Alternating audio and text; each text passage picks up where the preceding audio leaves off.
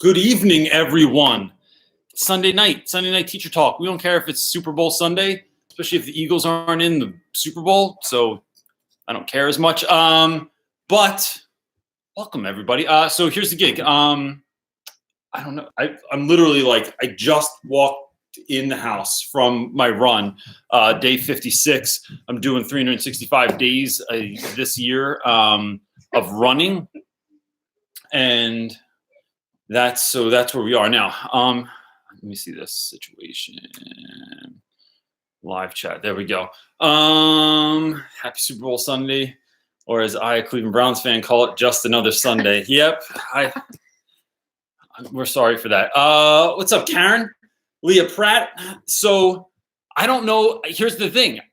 I wasn't even sure if anybody would be on here this Sunday, unless you do not watch football, because I just figure everyone is drunk by now. And, at parties. We at parties, and we are home doing live feeds on YouTube. So I'd be willing to. I am sweaty. I can see it glistening in the light. I don't think that's sweat. That's, I don't know. A drop of rain? Maybe. So so Karen's in Armenia, so they don't have the Super Bowl there. But if I'll talk about anything, and if no one comes on and it's the four of us, I don't know, maybe we should just do a phone call instead.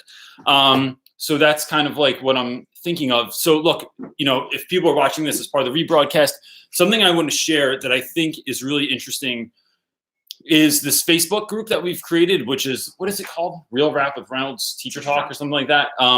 And it is like a continuation of the live chat on here. So like if you're on here and this is like you're connecting with people, or you want to ask something a little bit more private, or you want to delve into something a little bit deeper, that is a great place to go. And so you go on, it's a closed group, which means only people that the not so secret wife lets on there are on there. I let everybody on there.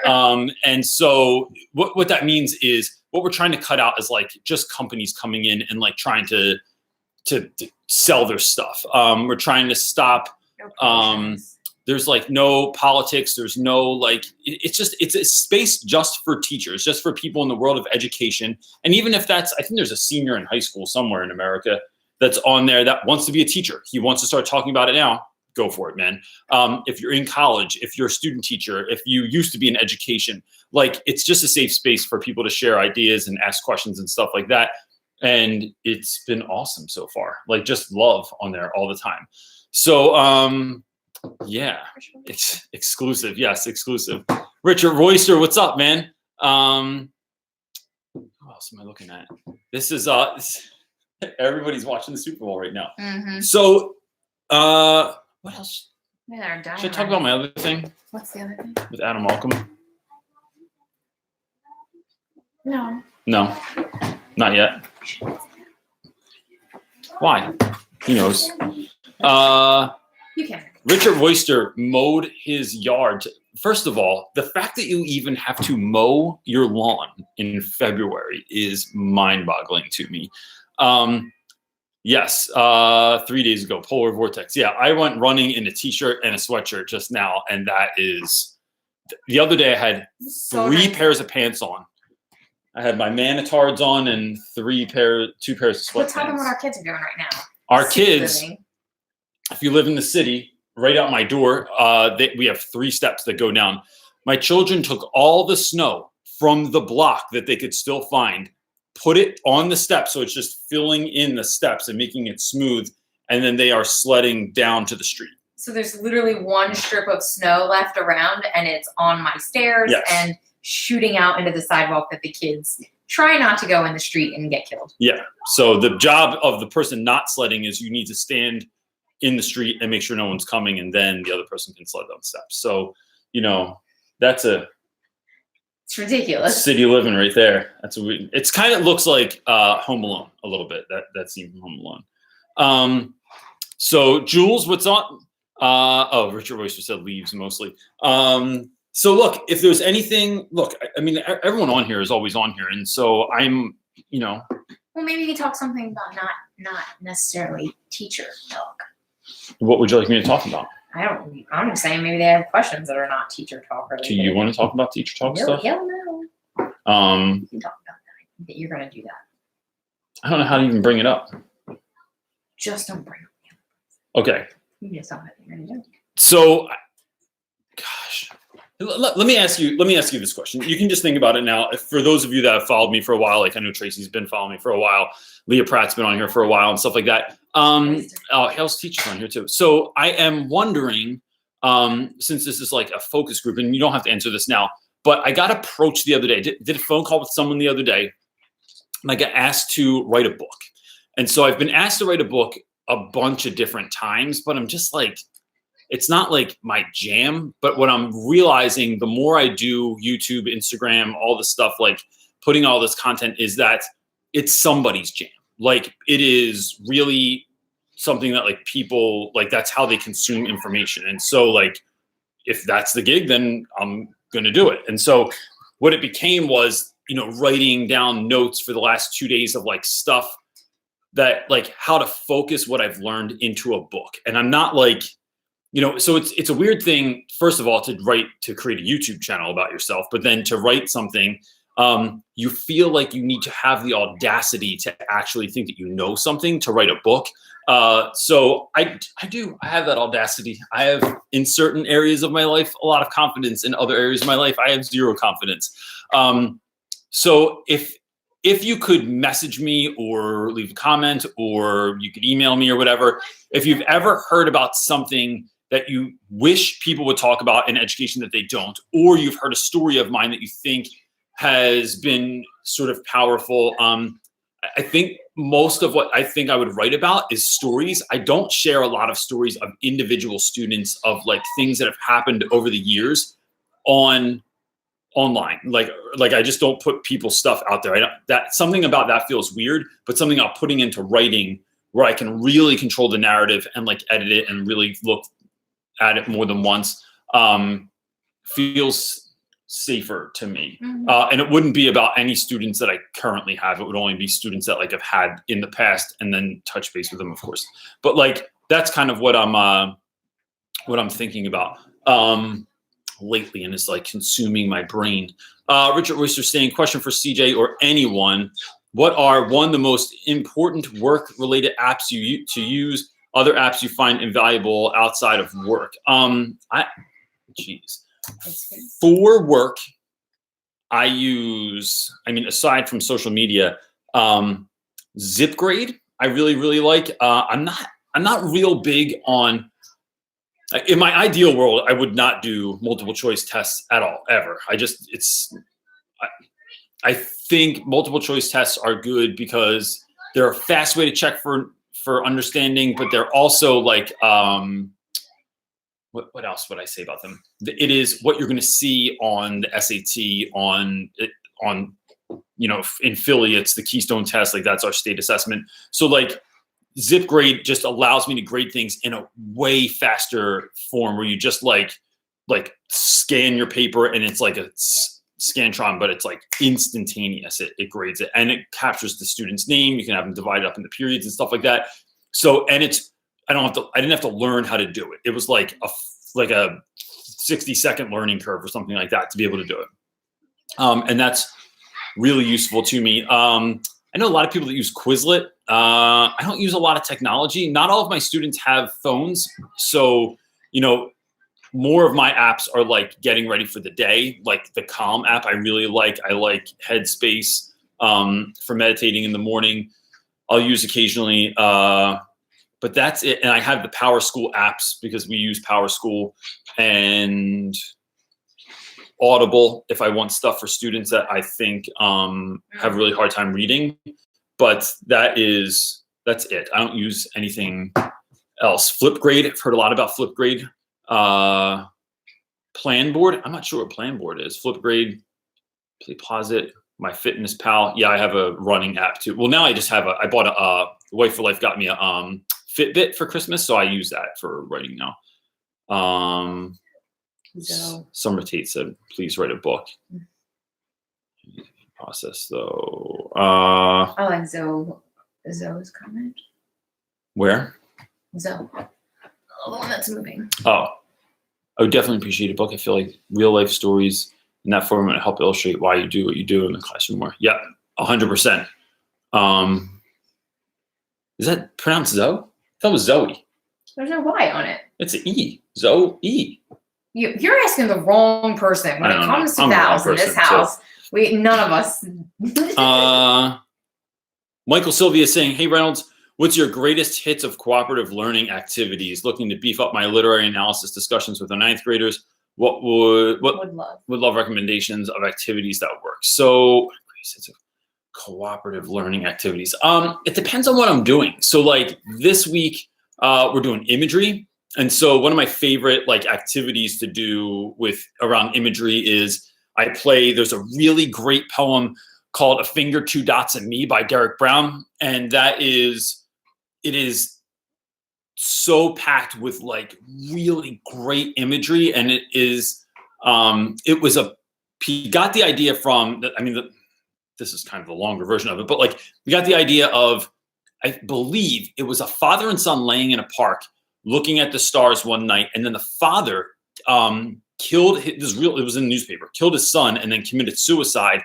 And so when Derek read that story, he decided to take that idea and flip it. And instead it was like two people that were in love, like could be father and son, could be, boyfriend, girlfriend kind of a thing, husband and wife. But they instead imagined like what it would be like when this is over, like when life is over and you're like, so if you turned into energy or something and you're zipping around space, and it's really, really great.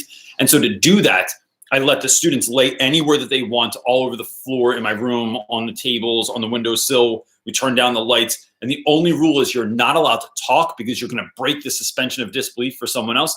And you're not allowed to move. Like once you're in a spot, just stay there. And then try and see what is happening in your head. So we do that. I also do one with Lord of the Flies where in the beginning of the book, we pretend that the boys crash landed on an island and they have to put their heads down. And I play jungle music in the background, jungle sounds, not music. And I read this narrative piece about like you crash landed on an island. It's extremely hot. Like we walk through like what it would be like to crash land on an island. And then when they kind of sit back up and get back in their desks, they just have to write what is the first thing that you would do and what's kind of going through your head. And do you think that the point that there's no parents there is a good thing or a bad thing? So they write down those answers. And it's a really great thing because it's almost like meditating with the students because they're sort of forced to be quiet. And then that calm translates over to their writing. And it's those two activities I find I get far more participation from because everyone had a moment to just chill before like going into the writing piece.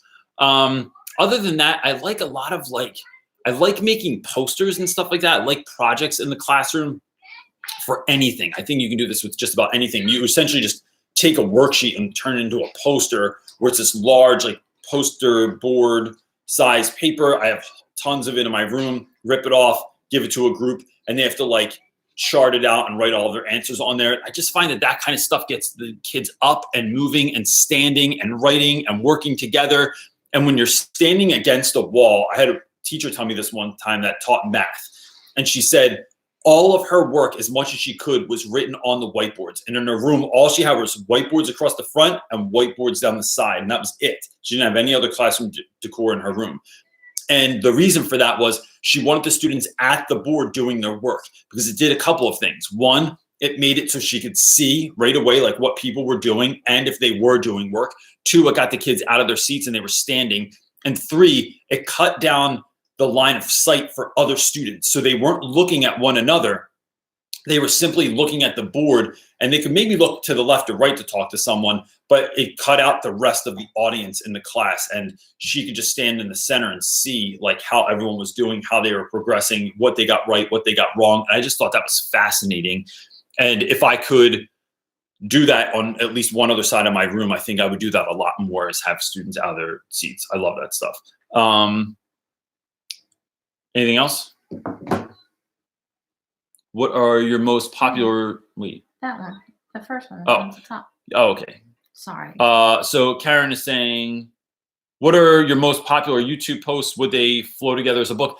So partially. YouTube, if you look at any YouTuber, because I look at this stuff, any YouTubers, whether it's lettered classroom or 5'1" teacher or pocketful primary, all of our top videos are either classroom tour, classroom makeover, anything that begins with a number. So like 5 ways to handle classroom management, 10 ways to best keep organized in your classroom. Like people like numbers. And then what's the other one that we were saying the other day that we looked at? There's one more that's like a big Classroom. it's like, yeah, it's like outfit of the day stuff. So like the tactical stuff doesn't translate as big on YouTube, but that's why I think like in a book it would be really great. So it wouldn't be like tips and tricks necessarily. I don't think it would be more like kind of how to capture the magic in your classroom, how to relate to students that are unrelatable, how to connect with kids and staff, how to make your day kind of like more magical, is what I'm thinking about. It would be about. Oh, Yeah. Yeah, somebody just gave us $5. It sure did. Yeah. Somebody that's £5. That's $10 US. Woo-woo, thank you. Because you know that I don't money see in it. England is worth its gold in the Our name US. doesn't come up. But thank you No for name that. came up though. So Thank you. whoever did that, thank you very much. Oh no, There it is. Marine. Maureen Simmons, is that how you say that? Love the channel. Thanks for all the help, Rounds. Oh, Thanks. thank you. I appreciate that. That's really awesome. Yeah. Richard De Luna is saying, Hey, Mr. Reynolds, greetings from Mexico. Nice. Love Mexico.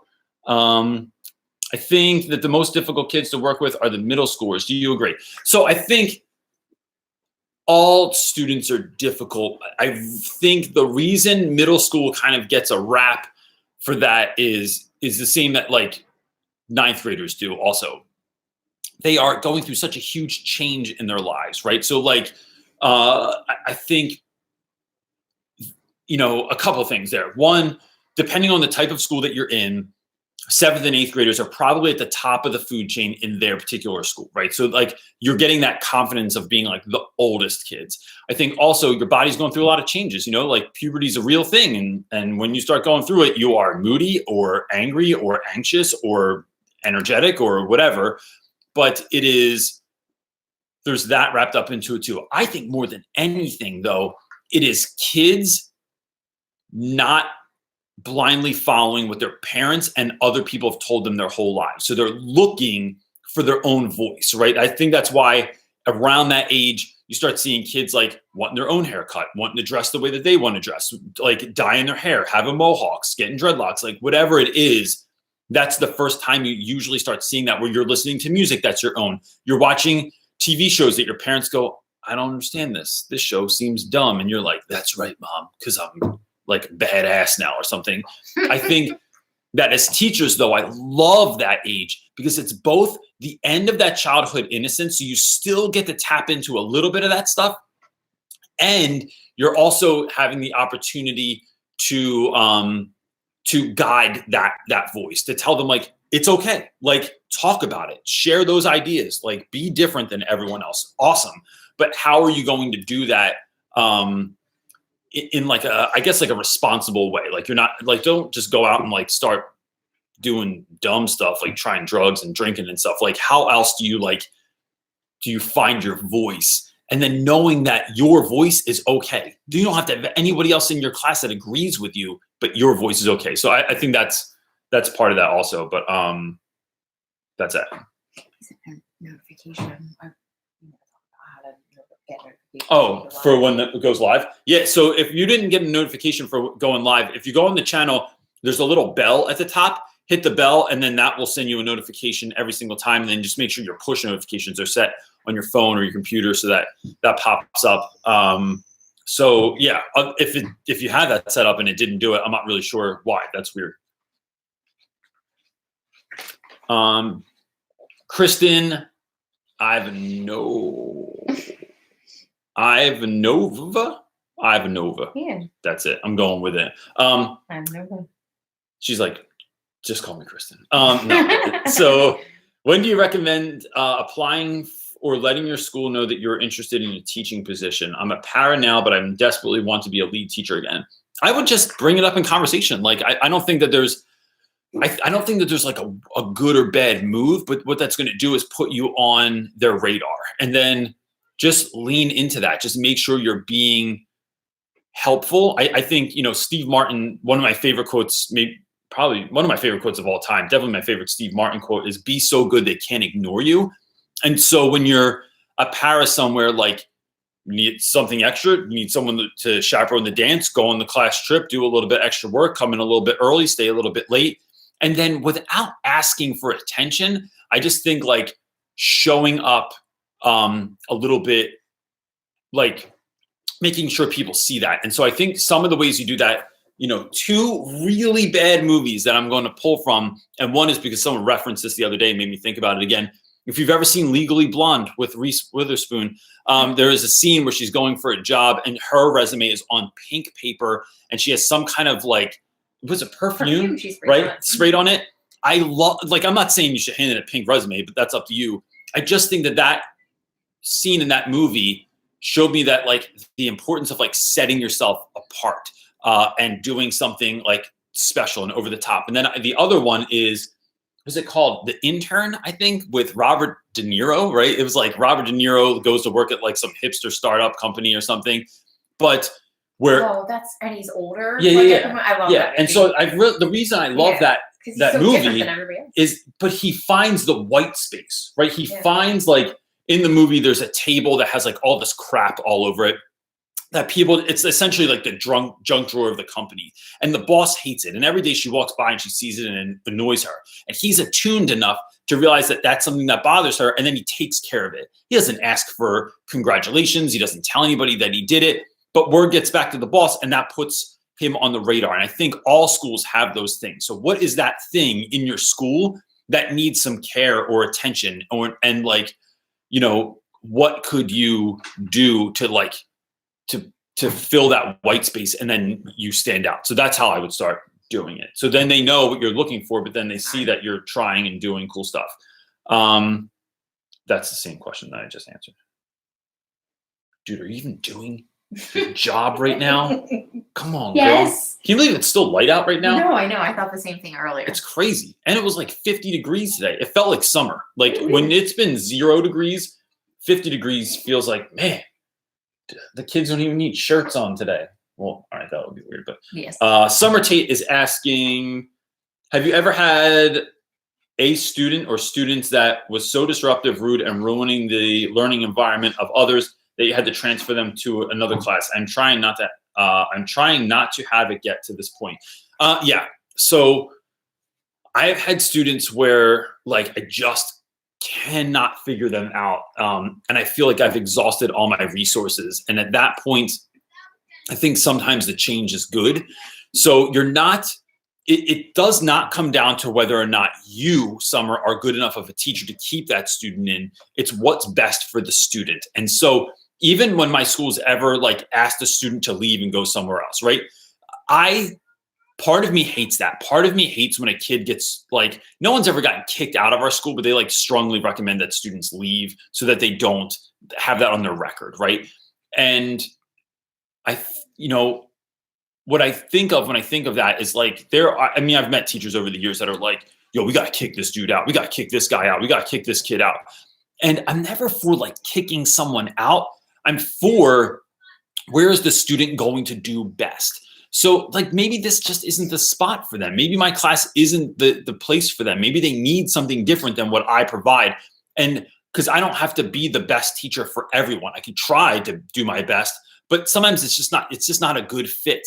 And so where is that student going to excel to get the everything that they need? That's what you have to think about. So and because all teachers are different, maybe like another class is just better. So if you think about asking a student to transfer or talking to their parents or talking to admin, say, I'm not really sure that my class is the best fit for the student. Here's why.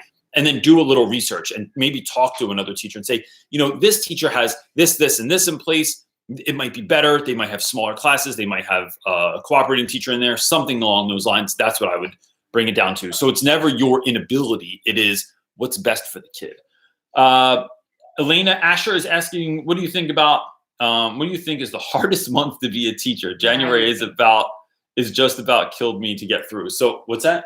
I think it said, why do you think it's the hardest month? Oh, Oh, yeah. What do you Yeah. think is on? Sorry. Yo, My girl, bad. I can read. I I think February for me, I made a video last month called February Funk, and it is like, so I think different months have different challenges. In the US, I think September is difficult because it's like you're not really teaching, you're like doing all that pre-crap, and I don't like that. Like talking about syllabus and stuff like that. December is like right before winter break, so then you have that kind of all that emotion that kids have about like, where am I spending the holidays, and is my dad around, and did someone die, or like, are my parents divorced and I hate this time of year, like all that stuff. I think right before spring break is tough because the kids know they're going on spring break. I think right after spring break is tough because everyone's just looking forward to the summer. But so I think February can be the most difficult. But that's also because like it's hard to get out of the classroom. It's hard to go outside. It's hard to go on trips because it's so nasty. And in Philly anyway, it's like everything's slushy and gross and like it's cold. So you just can't do that stuff. And no one's getting sunlight, man. Sunlight is an important thing in your life to go outside and get. And if you're not getting sunlight, and I know it affects my mood all the time. So yeah, but for me, it's February. And then I just try and will it into existence. I have great stuff coming up in February. Like we're going to see Gary Vee again. We're going back to see my friend Mac Primo in New York. I'm hoping to go meet Oliver Jeffers this month. And so there's all this cool stuff coming up. I have conferences that I'm speaking at and stuff like that, but it's just like, I think it's the weather. I really like warm weather. We're supposed to live in California. All right, let's go. I'm staring at you. Oh, on the live feed, you want to say let's go. Do not even start that conversation. Right. Hale's teacher saying, any advice on maintaining motivation in urgent? In a current job, I think she's. Okay. Oh, in a current job while prepping for a new job after Easter. I really want to do my best for both. So look, I would say I would treat your current job like an experiment. What can you try? What lessons have you never thought to try? Or maybe you didn't have the courage, or maybe you were worried about what other people would think. Like I would just go nuts. And I mean, the upside of that is like you leave that job, like being the best version of yourself.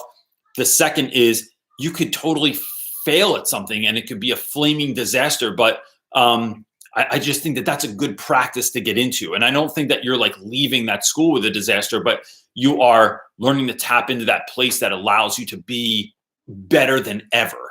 And that to me is like, that's how I would want to, like, if I knew I was leaving my current job, I would just go all in and just do the craziest stuff. Like because you're not going to have to deal with that, that class that like I feel like every once in a while I get a class where like they're so apathetic. It just like takes the juice right out of the class. You don't feel like doing anything fun in there. But if you know you're leaving, it's like, man, I'm leaving anyway. Let's just like get down and like really do it. So that's what I would do. I'm laughing at that question. You're going to know why. Carrie Hilleburton. Man, I'm so great with names. I'll tell you. I can really destroy that. I could be like Sue. So Carrie is asking, would you explain how you use participation points in class? I'm laughing because I get this question so much. And I swear I made a video about this, but even I can't find it. So when people email me, I wanted to shoot them the video. And I've, over the last couple of days, even because I was we literally worked on this today. Yeah. So people that like I've been mentoring always want to know about the points also. And so, because we do like, if you're interested, we do like a paid mentorship where like, I do a phone call with you once a week, twice a week, however long you think you need it. And then we work through things like your organization in your classroom, how you, classroom management tips, like preparing for lessons, like lesson ideas, breaking down your curriculum and seeing like what are some cool things that you can implement. So I just had this conversation this week with people. So that's why I'm laughing about it. How do I do points in my class? You've mentioned kids get 6 points a day when they show up. Do you submit those grades daily? When might kids lose those points? So the point system is really comes out of two things. One, unfortunately, rather, students like they are more affected by the word, even me saying points, than they are by any sort of intrinsic motivation. It's always extrinsic motivation. We try and work on that through the year, but the the truth is, like, if you tell a kid, like, yo, I need you to sit down, and they don't, but if you go, bro, if you don't sit down, I'm taking off a point. For some reason, that works. It's like my dog's sitting over there, so I hate to say this. It's like whenever I tell the dog, do you want a treat? His head perks up immediately, like, what, treat? Like, I'll take a treat. So whenever you incentivize something, it just works. And I hate that. Part of me really doesn't like that. But, you know that I incentivize things. So in my own life, so if I run, I can eat a donut. But if I don't run, I can't have a donut. So the thing is, it's 4 points a day. That's how I do right now. It does shift from time to time. It has been 5, has been 6 in the past. If you're late to class, let's say, without a pass, and I know that you're that dude that just shows up late every single day because they're screwing around in the hallway, you lose half a point. If you are sleeping in class, I might take a point off. If you are consistently talking when I'm talking, it allows me to take off points. Now, kids can gain points too by having like a really great answer. And sometimes they're for arbitrary nonsense stuff, right? Like the other day, somebody knew what Dirty Dancing was and then used it as an example in their writing. And I was like, bro, that was just brilliant. I'm giving you an extra point for that. So it doesn't even, it's something that I write down on my seating chart every single day, how many points someone got or how many they lost, right? So essentially Classroom Dojo, but the Amish version. And then, you like that? Here's the good thing. You know you're not offending anyone that's Amish because They're not on the watching internet.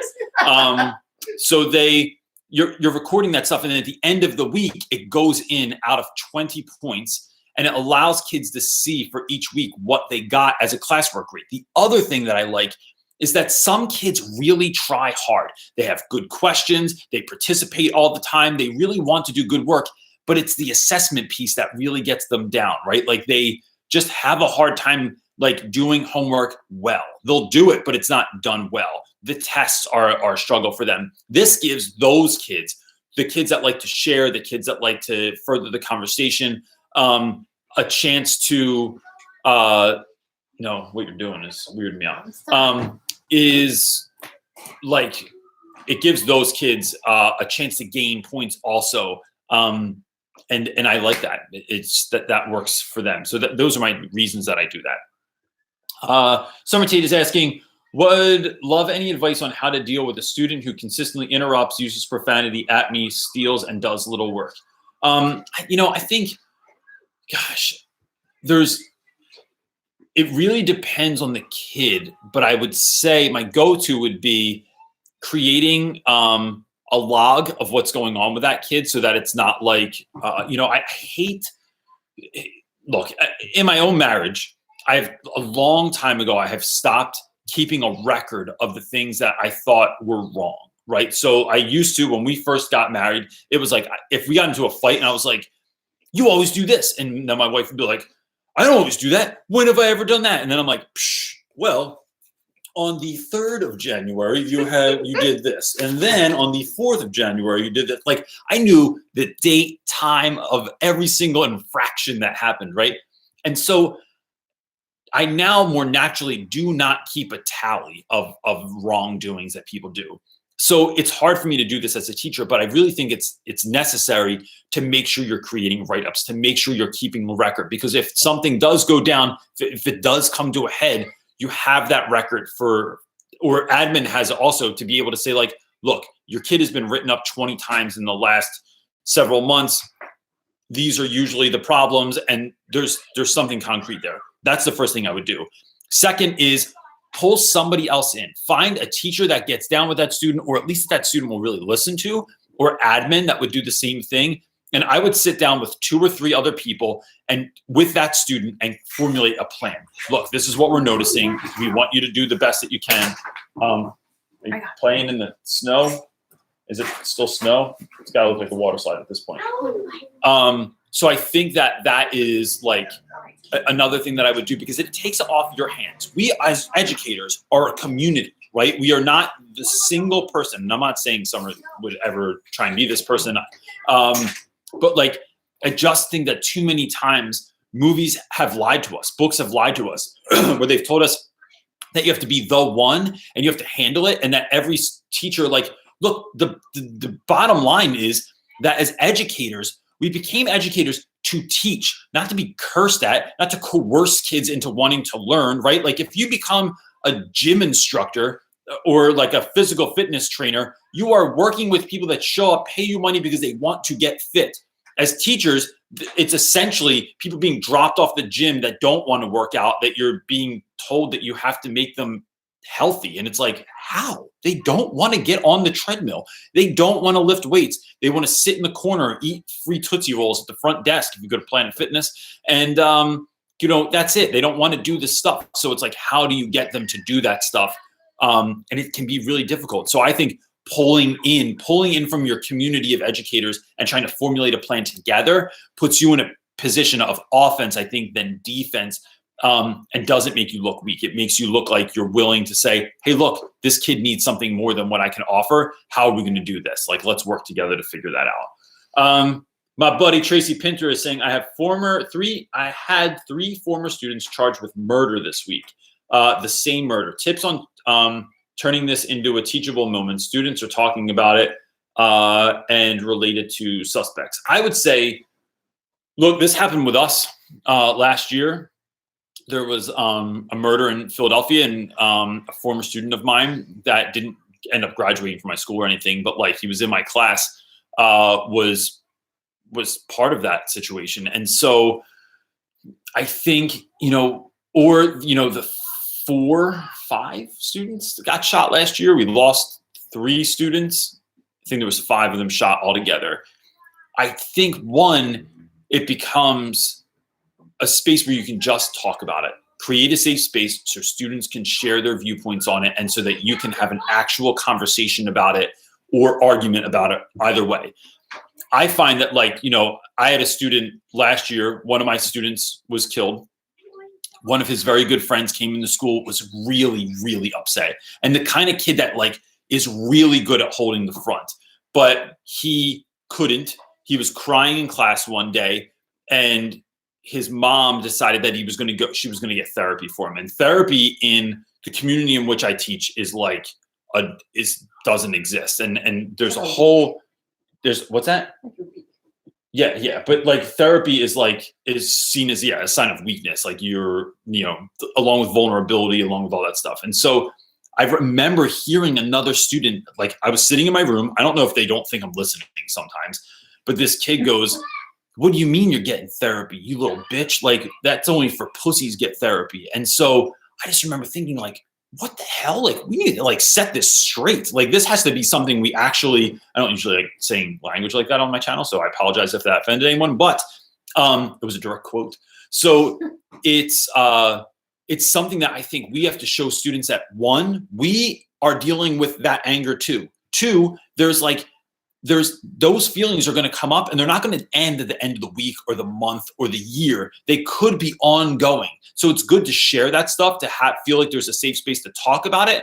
And then that helps you crush any rumors. It helps you feel out whether or not you feel like someone's going to retaliate, because that is always in the back of my mind when someone gets shot, is everyone going to make a bad decision now and start skipping school and trying to go out and retaliate or get back at somebody? So that is really important as well. So and then talking to kids about dude, do you realize what just happened? Someone, in some cases I've had it, it's this dude got mad over a girl, killed this dude, but there goes his whole life, his whole life. And then just talking to kids about why, and without judgment, what is the value in that? Do you think he's right or wrong? Would you have done the same thing? Why? And then hashing some of that out is everything. Sorry, that was a long answer. No, but that was a really needed question. Tracy, let me know if you want to talk about that more this week. We can do a phone call or something like that. Jules G is saying, we often have terrible attendance. The polar vortex also doesn't. That polar vortex sounds like, I get it, but it just makes it sound like the craziest thing. Can you put the light on out front so people can see our children? It just sounds crazy, like the polar vortex. Lego Batman should be saying it. How do you deal with keeping kids on track with absences and complete refusal for actual homework? I think put your man pants on is what I tell my students. Like, look, if you're absent, if you are suspended, like, look, my guys know me. They know that I do not give a lot of homework. That being said, class time is crucial. If you were out and you're sick, I never send homework. If a parent ever emails me and is like, hey, my son's home, he has a stomach virus, like, is there any work that he can do? No. First of all, you're busy vomiting already. Like, go be sick and get better. God, I wish our teachers did that. It's- Marley came home.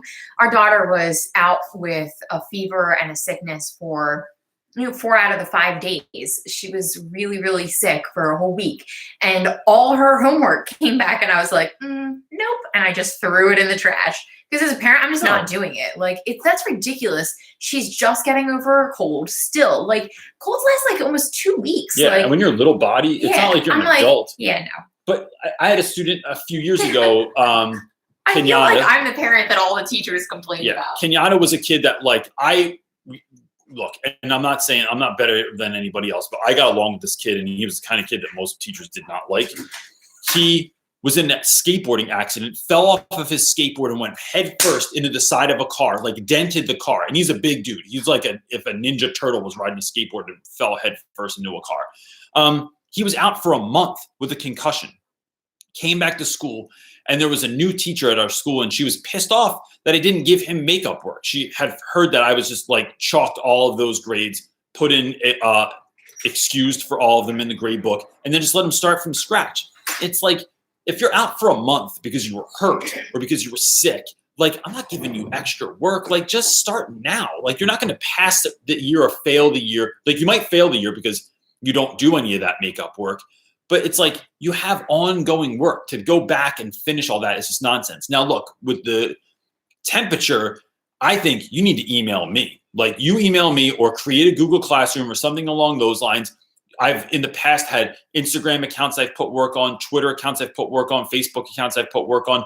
And so the students are still responsible for all that stuff. I don't care if it's cold outside, because guess what? When you become an adult, like, you still have to go to work. You still have to get things done. And if you want to do that from the comfort of your own home, I get that taking a 2-hour commute that some of my guys have when it's 4 degrees out, minus 17 or whatever with the wind chill. It's not practical to come to school. It's dangerous to come to school. Staying home, whatever. Just do the work. And it's not that much work to do. So I think just making sure kids have access to that work, or contacting their parents and saying, look, if they're going to be out, like, that's not my call, but here's the work, and they need to be making sure that they're getting it done, because otherwise they're just playing Fortnite all day. It's not like they're at home, like, doing something that's going to further their future. So I think that's how I would handle that. I can't say this name. 7 Zafia. I'm terrible. 7. Hey, good work. I need some of your thoughts on making sure that all goes smoothly while I'm out for 2 weeks, as my dad is as a dad on maternity leave with my wife. So, so look, here's things that have worked for me in the past. I think having a very clear expectation as to what's being done, what is happening with that work when it's handed in, and you being open for, like, if kids have questions about it or need to connect with you, like, being able to be that connection piece for students. And that doesn't mean, like, burdening yourself. Like, look, you're having a baby. First of all, you're having a baby. Congratulations. That's amazing. Or your wife's having a baby. But that's still awesome. Like, that's fantastic. So spend that time with your family. But if there are extenuating circumstances, if it were me, I would make sure that I was available to answer those questions. The other part is, I have seen teachers, I've never done this, but I always thought it was great. I used to work with this woman in Camden named Miss Ash. And Miss Ash, when I was covering her classes because she was out for the day, would call in. I asked me to put her on speakerphone, and then she would check in with the class. Everybody good today? Everybody got their stuff? Cool. Look, I'm sorry I couldn't be there. This is what's going on. Thank you so much for working hard. Make sure that you, like, hand this work in. And she would essentially say what the assignment was and when it was due. And then kids that had any immediate questions, like they didn't understand what was being asked. There goes a kid in a tank top in February. That's clearly too small. I just always thought that was a really great move. So that's, a possibility too. And then if you know who the sub is, make sure that they can contact you also, just in case there's any like glaringly obvious issues. And then I always put 2 kids that are responsible in charge of keeping up with my room. So like if I'm out, yo, bro, I'm gonna be out for 2 weeks. Can you make sure my plants are watered, make sure my desks aren't jacked up? Because, you know, if your classroom is a little bit messed up, it's going to get more and more and more and more messed up each day. I have someone come in and organize my stuff for me, and the dudes are always happy to do that. Maureen Simmons, who gave £5 this evening. Pounds. I love pounds. I remember first. You want to give pounds? I remember first time in London when we went to the ATM and I asked for $100 out and I got 50 pounds and I was like, what? I also remember going to McDonald's and it cost like $35. I was like, what are we doing? Eating steak? All right. So Maureen Simmons is saying, I'm a student teacher who is afraid of standing in front of my 14-year-olds. They're just so intense and their behavior is just out of this world. How do I make myself more confident? You know, confidence just comes with time, right? So like, look, there's no like easy answer for this. It's either, I've been in situations where, you know, one of my first classes I ever taught, hey, Marley, come here.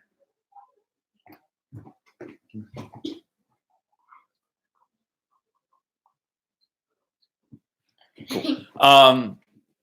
So one of the first things that classes that I had was like all of the football players and the basketball players in class together. They're also seniors and no one knows me. I got zero respect. And I've never had that as a teacher ever in my life. And so I was 6 years in. I thought I was cruising. I was doing well at my old school. I had a lot of confidence. I go in and no one's listening to me. No one cared about my jokes, about what I did, about the grades I was giving them. They didn't do any of the work. They didn't bring any supplies to class. They just listened to music. They cursed. They were fighting. It was a nightmare, And I just found that like one day, eventually, I just snapped. It was just like not gonna happen anymore. And I just started like giving, you walking by too? I just gave like less of a crap that all that was going down. And I found that strangely helped. Like, it wasn't like, I'm not afraid of you and what you're doing. But I think, you know, the other thing that you can do is find confidence in other areas of your life, or focus on the kids that do want to do the work. And I think too many times, like, I meet teachers and they say things like, I'm not sure if I want to teach anymore because I hate the kids. And I think, you know, sometimes like the kids make me crazy, but I literally will say out loud in the morning. I just said this the other day. I just thought of all the kids that were making me crazy. And I thought, you know what, I'm going to flip this. And I'm going to think of all the kids that are delightful. I'm going to think of, and I said their names out loud, Miles and Joe and Kyle and Akers and Cheesesteak and Cephas and like Kent, and the dudes that like actually make my day a joy, and not just the kids that make my day a problem. Because I was having a problem with like only certain kids. This is not just this year. This is like for every year there's someone like that. And it's about trying to do that. I would also reach out to other teachers and say, look, this is what's going on. How would you handle this, right? I think knowing that you don't fully know everything yet because you're just a student teacher really, really helps you, like, if, in terms of like reaching out to someone, finding out like what is the best thing that you could do helps. And then trying to find a mentor. Like, I think the other thing, you know, if I'm just going to keep adding resources on, I think go into the closed Facebook group that we have. And if you're in there already, I'm not sure, but like, ask those questions in there and you might get decent answers from other people. So, but look, I swear it comes with time, that over time, those disastrous personalities that you see, after you've seen them for the 10th time in a row, you're like, dude, this isn't new. Like, oh, we're Mr. like talking over the teacher, or like Miss turned around in her seat, like cursing at other people in the back of the room. Like, you just learn how to handle it. And it's not so crazy anymore. You sort of become desensitized to it. But if you can be on the offense to do that, then you'll see that it just, you know, you get better and better at it over time. Jeffrey Graham is saying, can you talk about teacher burnout? I'm an introvert and find myself exhausted some days. And I'm also coaching too. First year teacher, by the way. What's the problem? The dog? The dog. The dog is hungry. So he just, to ask for food, he just starts licking the bottom of his empty bowl. And then it makes this rattling noise. And then we're like, all right, bro, like we get it. You're hungry. So, Jeff, I would say teacher burnout happens to everyone at some point in the year. Last week was just a pain. It was like a lot of stuff going on in school, outside of school, personal stuff going on. And it is, it's dark out early. It's cold out. Like, unless you are Kate the Sleepy Teacher and you live in friggin' San Diego and it's like 60 degrees all year. Or the other day she texted me because she was like, it's freezing. It's 57 degrees outside. I think finding things outside of school to do, not putting all your time and energy in school, helps you. So I run, or I'm swimming, or I'm riding a bike, or I'm doing hot yoga, or I make sure that I go out with my friends. Even if I really, really don't want to, I still go out and like get a quick drink or get appetizers with someone, or go over someone's house, or go out with my wife to a movie, and like make sure that I'm putting in that time. That levels things out. When you just, I think fresh eyes are the best eyes. And so when you constantly are looking over something again and again and again and trying to figure it out, it's almost like beating your head against a wall. And when you step back, I think Leonardo da Vinci has a really great quote about this, but essentially it becomes like, if you can step back from the situation and get a bird's eye view of it, things start falling into place because you're not just thinking about it all the time. I would say the best way to deal with teacher burnout is to first take care of yourself outside of the teaching world. And that's just going to translate into everything else. When my morning routine is on point, I am way better of a teacher. When my evening routine is on point, I'm way better of a teacher. When I'm exercising, I'm better. When I'm being a good dad, a good husband, a good friend, that all ties into teaching, because otherwise it's like you're just looking at this thing this close and you can't see anything else in your life. So you're letting in that kind of goodness. I don't know what this person is doing on there. There's whatever the hell that is. How come that stuff isn't showing up on? I don't know. Mine. I'm not even sure what that means.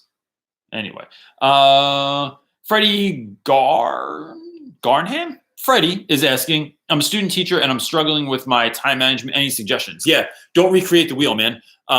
Freddie, I think one of the biggest mistakes teachers make is that they want to have some kind of crazy, new, innovative, awesome, like lesson plan, and they think that they have to make that from scratch. They don't. Lesson plans are like recipes. Everybody has like a recipe for banana bread, right? But what can you do to that banana bread that's going to make it a little bit different? Maybe it's some little extra ingredient that you put into it that makes it like taste a little bit different than everybody else's. But maybe it's just the way you present it. Maybe it's the same old banana bread that everybody else serves, but instead you're like, the way that you put it out, do you put powdered sugar on top of, I don't know anything about banana bread, so I don't know if you put powdered sugar on it, but like maybe it's like, the drink that you serve with it. Maybe it's the way that you set your table. Like, it can be the same old stuff that everyone else is doing, but how are you presenting it is going to be much different. There are 3 freshman English teachers in my school, and so Miss Woods and Mr. Wascombe are great teachers, but they do not do stuff the way that I do, right? And that's not a diss to them. It's authentic to them. And so how are they going to authentically convey information or teach kids a particular thing? It's the same lesson plans I'm pretty much using, but it doesn't look the same. And so I would keep that in mind. So look up lesson plans online, look up stuff on Pinterest. Don't spend all of your money on TPT because there's tons of free stuff online. Use the New York Times website. They have tons of free lesson plans on there. Just type in New York Times education or New York Times lesson plans. Tons of free stuff on there. Go on the Facebook group. Drop your information in there. What are you working on? What's the next unit? And then see what people have. And you can get tons of free stuff. And I think that's how number one way that you manage time. And don't overcomplicate things. People like to make things way too difficult all the time, where it's like, they have to make these crazy wild lesson plans. And it's like, just a little bit of flair makes things different, makes it better than like you would have done it anyway. So that's what I would suggest. What are we looking at? Gunner Boy? Gunner Boy 169 said, yeah, time management and teacher burnout are big issues. One way I try to reduce workload is to use pre-made teaching resources and adapting them instead of creating stuff from scratch. 100%, dude. That's exactly what I would say. Let's what do you want to do? I was gonna I wish I could see someone's comment and be like, yeah, it. They don't let you comment back to people. No, not in live chat. You can't really do it. But I would pin that comment because I think that's 100% on point. Well, he asked you another question. Who? At the bottom. There you go. So then Gunner Boy 169 is saying, Reynolds, have you ever considered self-employment where you either tutor one-on-one or have your own classroom outside of the school, which does not limit you due to college policies? So in the book that I am going to begin to write, I feel like I can share stuff that I don't look. I've done a lot of things that I don't necessarily recommend other people do, but they've worked, and so I did them. So when I worked in Camden, I did what I called super secret class trips, and it was like, look, I just didn't announce it to the school because the school would do things like when I worked in Camden, I one time got somehow hooked up when MTV contacted me and wanted me to go to this movie premiere and to meet the creator of the film. And it was going to be this really big deal. I don't know how I got into this. It made no sense, but I just was ready to go. Had all the students picked out. We were on our way that morning, literally waiting for the bus, looking outside the door to see when the bus would pull up. I had lunches for everyone. Everyone's in their gear. And the principal comes and tells me, you can't take this trip now because we can't find enough people to cover your class. And I'm like, no, you don't understand. Not only are these people waiting for us, I already have the bus. I already have permission slips. I already have students in their coats. And he made everyone go back to their class, and we had that trip canceled. I another time had 4 friends that were on Deaf Poetry, the show that used to be on HBO, all just performed on Deaf Poetry. They were driving back. They were driving to Maryland. They were going to drive through New Jersey. And I said, hey, would you stop in my room and do a quick show? Could be 1 poem each. Stoked to do it. They were absolutely going to do it. And then I was told by the admin that because they didn't have clearances, they weren't allowed in the building to be able to do that. And I thought, you've got to be kidding me. So instead, that night, they did a show in Philadelphia. I showed up at the train station at 7 o'clock or something. All parents knew that I was doing this. And about 35 kids showed up at the train station. We all got on the train at the same time, went to the same place. And it was a total hit. Those students still talk about that trip to this day. Now, look, I didn't take them on a trip. I just happened to be in the same place at the same time as all those students. And then we went somewhere. Now, look, I don't recommend people do this. I felt safe doing this. I felt confident doing it. But I just think when I'm thinking of doing stuff outside of the school, I've always been doing that anyway. I do it before school, after school, during lunch, on the weekends, where we've done everything from have birthday parties at our house for students to take super secret class trips, to invite people into the classroom or invite students somewhere on the weekend and say, hey, there's this thing going on if you want to go do it. It's dope. Rented space out on the weekends to do things I just think that there's a lot of room even within the confines of the education system to do that. But I think if I was to move on to any other job, it would be mentoring or just speaking and working with teachers to try and help them have the confidence to go and do some of their own crazy ideas they're thinking of. Dale, there's not a chance because I'm so bad with names. But that's not a diss to your name. That keeps moving on. So Dale is asking, I am new to the casual teaching scene. I am quite fearful and of the unpredictability, uncertainty, and behavior management. Any tips? Dale, I think, look, man, when I think of, so Tony Robbins, of all people, has this really great analogy where he says, he brings someone up on stage, and Tony Robbins is this motivational speaker. Oh, all right. I'll go back to it in a moment. Just note it. So whoever I skipped, I'll go back to your question in just a second. So Tony Robbins has this great thing where he talks about if someone gets on the stage with him. They hold hands, like interlock arms like this. And then Tony Robbins is supposed to be fear. He says, he is afraid. The other person acts as fear, and that person pulls him wherever they want on the stage, right? Fear is directing Tony Robbins' life at that moment. And he says, but what if instead of being pulled, you danced with the fear? And so instead, when that guy pulled him, Tony just kind of went along with it and started moving along with it. And I think the idea there is like to embrace the madness, that it's always there's always a chance of unpredictability. When you're in a room with 30 students, there's a problem on any given day where somebody didn't eat breakfast, someone got yelled at by their mom, someone was late to school, someone has shit going on at home. Like, you learn to start dancing with that fear instead of letting it drive you, and you get used to it over time, right? But the thing is, you're either going to get used to just kind of flowing with it and moving with it and not having it beat you down, or you're going to have it kick your ass. And I another movie scene that I absolutely love, there's this scene in Fight Club, in the movie version of it, it looks like this, because the book's really great too, where Brad Pitt is getting beat up by this guy and he just keeps laughing at him and just keeps looking at him. And it's that same idea of like round 13 in Rocky, where Apollo Creed thinks he beat Rocky, and he's looking around and he has his arms in the air because he knocked Rocky down. And then Rocky stands up, tells the ref to stop counting, that he's good. And Apollo turns around, looks at Rocky, and drops his head because he wore them out. And I think that's, as teachers, as human beings, what we have to do sometimes is, like, when you feel like you've literally had your ass kicked, it is standing up, spitting the tooth out on the floor, and then just keep going. Like, you just are going to wear them out. And that's my mentality around that sort of idea. Vanna Banana, man, I just want to say that 10 times. That's a great name. She might be vying against Shirley Martini for Shirley Martini's best name on the internet, but Vanna Banana is pretty good too. I just switched to a flipped classroom and now have a bunch of time in the class, a full 95 minutes. Part of it is set to practice, but I still have so much extra time. What do I do? I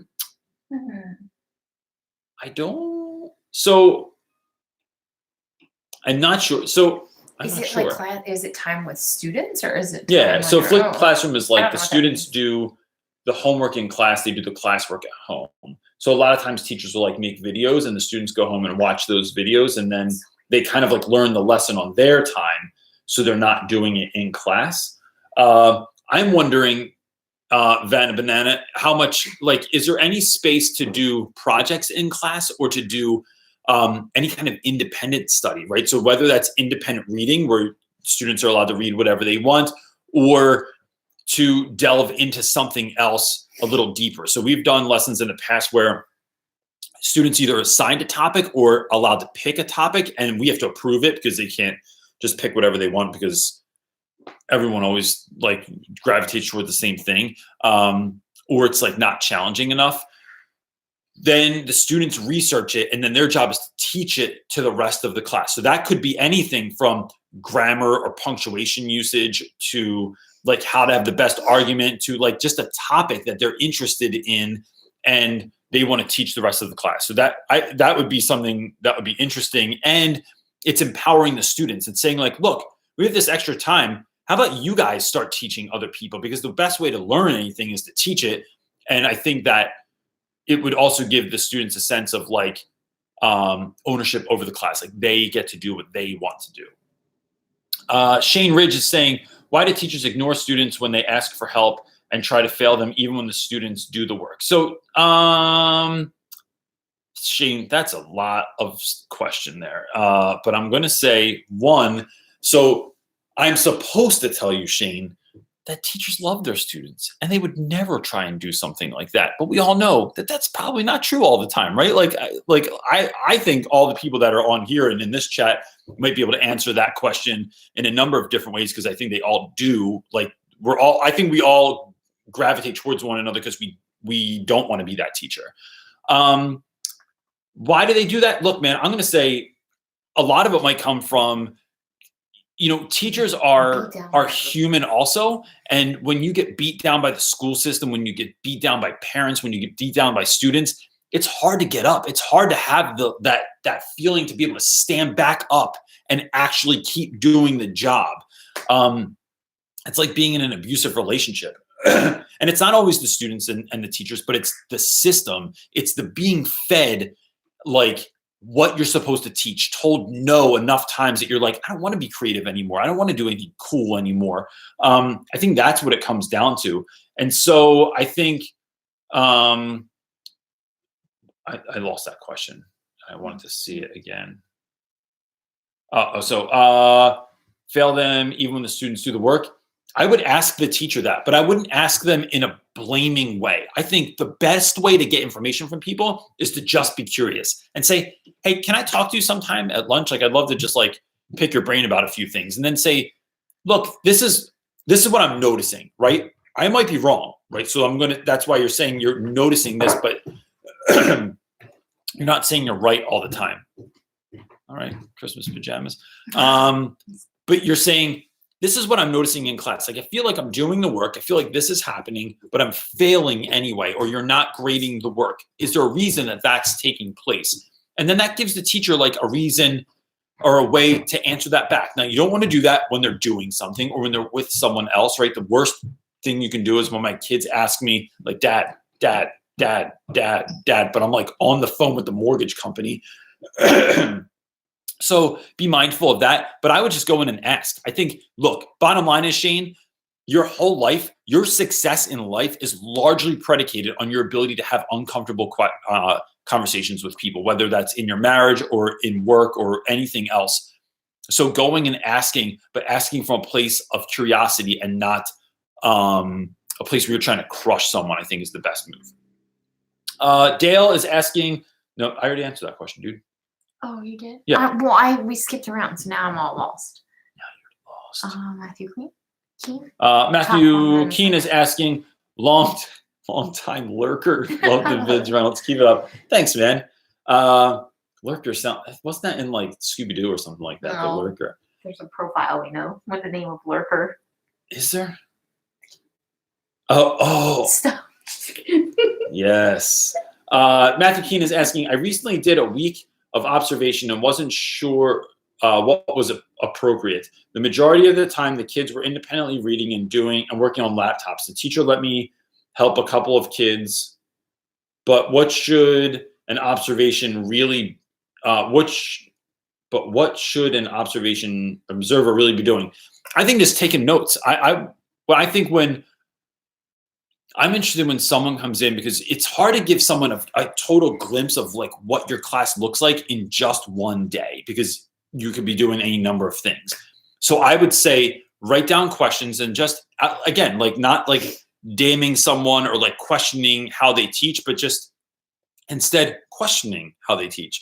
It's all, that short like shift in perspective is looking at things and saying like, hey man, I'm just wondering, like, why are the kids reading that, or why are they on their laptops for this amount of time? Like, where do they get the lessons from? Like, you're just sort of asking for the why of what's going on in the classroom. And I think that's what I would be doing. It's just writing down questions and then ask any number of other things. And then I think over time, maybe like checking out other classes as well, and then comparing, contrasting them, because what you're looking for is one, things that you never want to do as a teacher, and two, stealing ideas, like flat out going, that's a great idea. I love the way that they do that. And I'm going to 100% steal it and put it in my classroom. And so that's what I would be doing, is looking for those two things and then asking questions. Valerie Ann is saying, I'm currently at university to become an elementary teacher. What skills do you wish your students would have had would have had nurtured more at a young age? Reading skills. Yeah, I think reading's everything. One of the things I talk to my students about this week is like, reading's everything. Like, other classes are important in high school too, but nothing's more important than being able to read, because you could literally get out of high school, be addicted to drugs, go to jail, and get out when you're 30. But if you can read, you can reinvent yourself. If you can't read, then that is a whole skill that you are like, it is the skill you're left behind on, right? So like, hold you back in everything. So learning how to read well, learning how to read fluently, learning how to read and actually comprehend what you're reading, and being able to like pull information out of what you're reading, connect your life to what you're reading. Like all those are, I think reading, critical thinking, and confidence is like what we want to instill in our students the most out of everything. And I would say because she's at university, which, so I don't know if that's in the States or not, but yeah, probably not. So I just want to say, like, in that, I think, like, at least in the States, when teachers are going to school to be teachers, especially elementary teachers, they don't really teach teachers how to teach kids to read, right? No. It's a lot of like long and short vowels do what they do because it's kind of like what they sound like, instead of actually you learn how to teach like, mostly vanilla kids, and you never learn how to teach. So I would say, like, kids. As a person who's going for elementary ed, I would immerse yourself as much as possible in learning about reading disabilities, because that is the biggest impact that if isn't corrected or handled in elementary school, they never get there, which is why you have freshmen that read on a second and third grade level. So even high school students or middle school students, like, they just can't get past the second and third grade level if they have a real learning disability. The punchline there is even if your classes aren't teaching you that, you need to teach yourself that. Like, well, that's why I'm saying, like, find you like, whether they teach it at university or not, it is one of the biggest things I think that you could probably teach yourself. And I'm sure you're very busy with everything that you already have to do, but like there's literacy experts out there that can actually tell you how we should be teaching children to read, and we just don't train teachers like, for that. Scoot in when you say this stuff. No, because I took my hair out of my ponytail. So you're not very pretty right now. I was just thinking. That eyeball does. Look lovely. Thanks. I'm proud of you. Oh, thanks. If you were scary looking, I would tell you to just stay in there. What's the next question, dude? Oh, I don't know. I was talking. Dude. Feeling coffee right now. Not coffee. Never mind. Kelly, I've seen you on here before, and I feel like I always butcher your last name. So let's just go with Kelly J. Kelly is saying, I'm doing a collaborative project with a few of my colleagues, but there aren't any, but they aren't allowing to contribute or voice my opinion. Any advice on facing problems with colleagues? Wow, that's really interesting. Project with a few of my colleagues. Is it voluntary, or is it like something you're being made to do? Because I mean, that would have something to say about it. And then other than that, I think warm. It's the last time I got warm in the house. Gary V shirt on today. Kelly, I think it goes down to having the difficult conversation, and that is far easier said than done. But it goes back to the same way I answered another question just a minute ago, is like, I would go one-on-one with people and say, hey, look, we're in this thing together and we're trying to work this out. We're collaborating and we're teachers, and like, this is what we're doing, or students or whatever. And I feel like what I'm seeing, and tell me if I'm wrong, is that when I try and share an idea or a bit of information, like, it is not held within the same esteem as when other people are sharing, right? So like, and then give them an example. And so I think sometimes folks, look, they either are fully aware of what they're doing and that it's wrong, and they're like, who knows what they're thinking about you, but like, they're either fully aware and putting them, like, letting them know that like, you're going to speak up, lets them know that like, you can't just do whatever you want. You can't say whatever you want. Like, I'm going to put you on notice right now that I notice what's happening. The other thing is, sometimes people are doing stuff and they don't even know that they're doing it. So there have been and I always relate things to my marriage, but like, there have been times when I've been literally pissed at my wife because I'm like, yo, you do this all the time and it makes me crazy. And now you want to call them all up. But if I take her at her word and she says, I didn't even know that I was doing that, I'm really sorry. I never suspect ill intent, or what do I say? It's like, not suspect.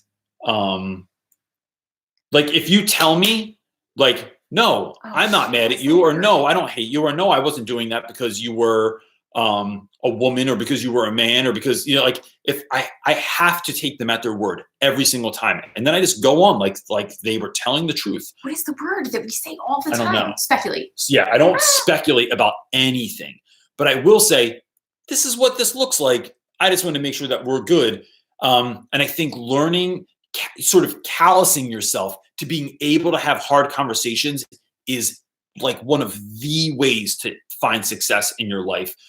So I would just step to them and say like, hey, look, you might not even be doing this. I have no idea, but it feels like this to me, or it's looking like this to me. What do you think about this? And that's how I would approach that conversation, no matter how difficult it is. And then you win. Either way, you win, because you either put them on notice, or you just they were able to see something that they didn't see was there before.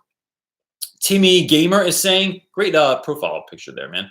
How do you make your teacher happy? How do you make your teacher happy? So he's saying that he's a student? Yes, he's a student, and he also said, so I'm trying to get good grades, but trying hard. Don't understand. Please help.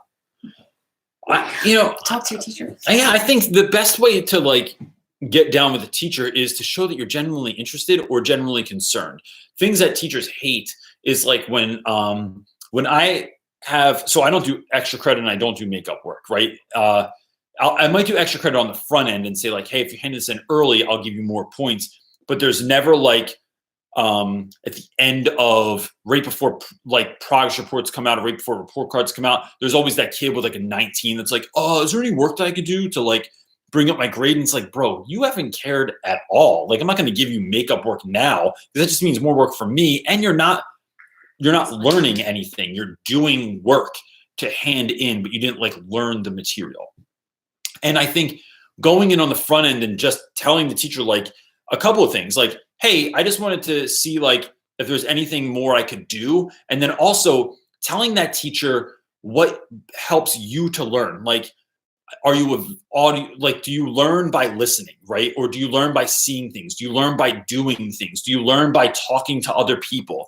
Do you have a hard time with homework? Maybe you go to them and say like, look, like to be 100% honest, I just don't like doing homework, or I don't see the, just having that line of communication with a teacher, what that's going to do is make you look like an actual human being and not just another cog in the machine of school. And so you are creating that relationship. The cool thing that will happen also is that teacher will now become an actual human being, because you're going to them outside of the context of just wanting good grades, but like trying to understand the system more and how things work. And that will change like what they look like in your eyes too. And I think that's as simple as that. And if the teacher's a good teacher, they'll roll with that. If they suck, they might just, I don't know, just continue to suck. But that's how I would handle that. So, and also I want to just say, yo, look, dude, like, good for you for trying to get in front of that, right? It's a Sunday night, you're asking a question like that, and then you go and try and do that. That's like something that like adults do. And I just applaud you for like having that proactive like spirit to go and try and do that with your teacher. That's awesome. Last question. Amy Russell. Hey, what's up, Amy Russell? I feel like I haven't seen that name in a while. But I know who you are, and I remember your picture from the teacher appreciation video last year. I am in my second semester of my first year of teaching, and I feel like I really struggle with transitions. Like not from unit to unit. No, like from unit to unit. Like from unit to unit. I have a script myself, and I don't know how not to be super awkward. I think, gosh. Make it more awkward. Put some music on and dance. Yeah, but like I have no idea. Like, so, what's the transition? I almost want to be in a school that makes me. I want all the limitations that everyone else has. I want you to be a high school teacher in our school district, because talk about the hardest district to be in. But I think my job is in some ways just as difficult, right? Because like, because when you have too much freedom, when you have all the freedom you could ever hope for in a lot of ways, like what do you do now? And I don't have all the freedom in the world, but I just think that that's really interesting. I think the way that I would deal with that, gosh, Amy, it would almost help if I knew like exactly what you were talking about. Like, what was the situation? Give me an example of what's going on. I just think there's fun spins you can put on anything, right? So like, you know, weird crap that I do in class that I just win with every single time is playing music behind reading. If we're reading something aloud, if someone reads their journal and I play music behind it. If my kids and I, even when they were little, reading children's books, like we would read Pete the Cat and I always play like smooth jazz behind it because I feel like that's the kind of music that should be behind Pete the Cat, is smooth jazz. If we are doing a certain unit in class, like playing music behind things just transforms the classroom, the moment, the day, because everything else is boring. And it's, you know, teach social studies, by the way, mostly teaching chronologically, not thematically. So how can you, even if it's scripted, how can you pull in movie clips, video clips that even don't necessarily connect with exactly what you're doing? Maybe having something weird at the end of class. Like, look, if we get done, I'm going to give you these 5 minutes at the end of class to either chill, or I have every Wednesday and Friday, you have like some weird video that has to do with something odd, right? So like last week, it was super cold outside. We watched a quick video about this guy, Wim Hof, who like climbed Mount Everest in shorts. And has stayed submerged in ice water for over 2 hours at one point. Like, just bringing in weird stuff. And then so what you're doing is just having little drops of little specks of like interesting things in your classroom and telling students like, look, I have to teach this and this is the way I have to teach it. But like, look, to be honest, like I'd like to like infuse a little bit of wonder in class. And these are the ways we're going to do it, either by playing music behind something, by having weird little videos, by having kids, you know, I've had days where like kids, everyone had to talk like they were from like Australia or from the South, or we've had singing day where you have to sing every single thing that you say. You're not allowed to talk in class. You have to. So if you have to go to the bathroom, you got to sing it with your heart, man. And that kind of stuff is just funny. And I think that's the way that you do it, is by just figuring out weird little things that aren't always tied to the actual unit, to kind of bring some magic or wonder. Jessica, last question. Jessica Guthrie is on here. She said. Okay, so 2 questions, or 2 things that are on here. If you have time in this video, I do have time, Jessica. Watch this. If not, I will ask in the next one. But we are a pay-for-performance school. Pay increases based on test scores.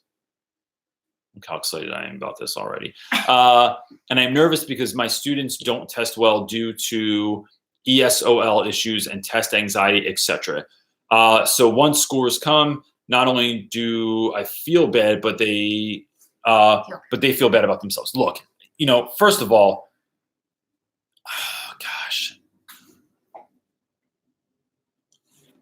I would say, Jess, I would not concern myself with the raise. And I realize that is a struggle. I realize that it's like, wait, their personal raise? Yeah, I think that she said their pay performance. Yeah, their pay for performance school. Pay increases based on test scores. Oh, that's not fair. Yeah, so here's the bullshit with that is like, first of all, maybe when I'm rich and famous one day, I can just give you money and then you don't have to worry about that anymore. And you can just teach and be authentic. Yeah, and tell your school to kiss your ass. I think the other thing there is like, I just wouldn't get caught up in that. I would say, like, to me, it's like, don't give me a raise then, bro. Like, what do you want me to do? I'm doing the best I can. Look at the students that I have, you know. It's crazy. Even Richard Royster doesn't like that idea, right? And I said that in a way that like I would expect that. It's not on experience. It's whether or not you're in the 5%. That's or not. Really That's awful. bullshit. That's complete BS. So I would say, just like, I'd say, look.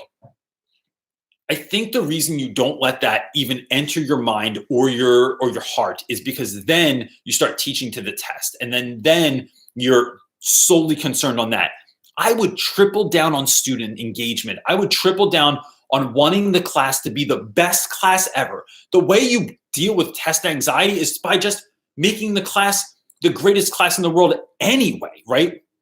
Where you're still studying the stuff that's going to be on the test. You can still study how to take a test and all those things, but you're not, it is like the difference between, so let me break it down like this. When we play basketball at basketball practice, I may be the worst basketball coach in the world, right? But my friend Mary Beth is an excellent basketball coach. I call her Coach 1. I'm Coach 3 because I'm not even good enough to be Coach 2 because I don't even know what the hell's happening half the time. But what I'm good at is telling kids to make angry faces and look at the other team like you're crazy. Or like I go, look, we had a huddle the other day and Mare was like telling the kids like, look, make sure you're doing this. You have your hands up. You're getting rebounds. And I go and look and make sure, guys, I don't want to see anyone biting anyone else out there. All right. I see a couple of you and you got your angry face on and you look like you want to bite another kid. Don't. You're going to get in trouble. And then we're going to look bad. All right. No biting anyone.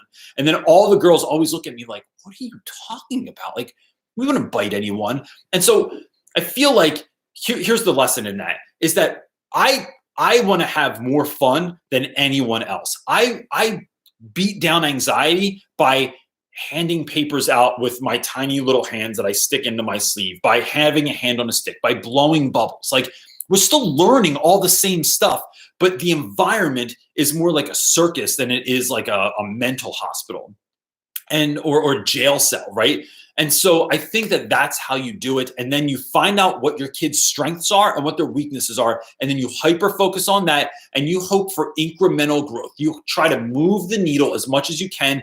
And never are you tied to what some score on a test says about your students, because we all know those tests are rigged and that they're just not fair all the time. And the example that I go to all the time is last year on the Keystone in Philadelphia, my students had to read a passage about manatees. And the question I got from all the students is, but wait, Reynolds, what the hell's a manatee? What is a manatee? I go, manatee, bro, a manatee, like a sea cow. And they're like, what's that? How the hell can you answer a question about a manatee if you don't know what a manatee is, bro? How can you answer a question about a coral reef if you don't even know what a coral reef is? And so, that's what I would focus on, Jessica. And then, we'll raise money and get you a raise at the end of the year or something like that, based on how awesome you were and not how your test scores and looked. how you didn't teach to the God, test. I would suck. I wouldn't ever get a raise for the rest of my life if it was based on test scores. That it? That's it. You're Cool. done. That's it for right now. Because we're an hour and 26 minutes in, and I do want to go watch the Super Bowl, even though the Patriots are in there. I don't even know why I say it like that. Look, I watched 1 year of football my whole life. It's been this year, the Eagles, and that was because they won the Super Bowl last year, and I ended up really having fun and liking it. Look, gang, quick question for you before you go. One is there a teacher book out there that you think has not been written yet that you would love to see written? And I'm saying this for my own advantage, right? Because I have been tasked with writing a teacher book and I want to write that book. And so I'm just looking for what people are kind of thinking of.